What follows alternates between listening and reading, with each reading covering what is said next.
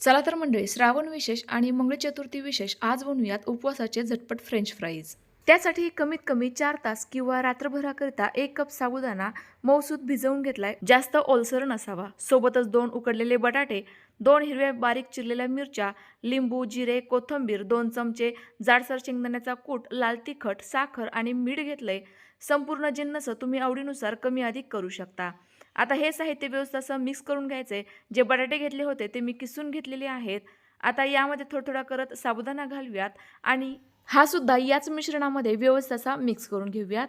जास्तही मळत बसण्याची गरज नाहीये. साबुदाणा अगदी हलकासा सगट राहायला हवाय, जो मोत्यासारखा छान असा तेलात तळल्यानंतर फुलेल. आपलं या ठिकाणी मिश्रण व्यवस्थित असं बाइंड झालेलं आहे. हाताला थोडंसं तूप किंवा तेल लावून घ्यायचे आणि मस्त असे एकसारख्या आकाराचे गोल किंवा चौकोनी आकाराचे फ्रेंच फ्राईज तयार करून घ्यायचे. तयार झालेले फ्रेंच फ्राईज लगेचच तळून घेऊयात. त्याकरिता तेल मी मध्यम गरम करून घेतलं. गॅसची फ्लेम देखील मध्यमच ठेवूयात आणि ज्या वेळेला हे सोडलेले फ्रेंच फ्राईज हलकेसे हार्ड झाल्यासारखे जाणवेल किंवा तळल्यासारखे जाणवेल, त्याच वेळेला पलटवून दुसऱ्या साईडने खमंग खरपूस तळून घेऊयात, जोवर यातील बुडबुडे बऱ्यापैकी कमी होत नाही तोपर्यंत. साबुदाणा फ्रेंच फ्राईज आपले या ठिकाणी तयार झाले आहेत. पटकन चटणी बनवूयात. त्याकरिता मिक्सरच्या भांड्यात 3 हिरव्या मिरच्या, थोडासा पुदिना, कोथिंबीर, 2 चमचे दही, साखर आणि चवीनुसार मीठ घातलं. गरजेनुसार पाणी घालून मिक्सरला फिरवून घेऊ. चटणी देखील तयार झाली.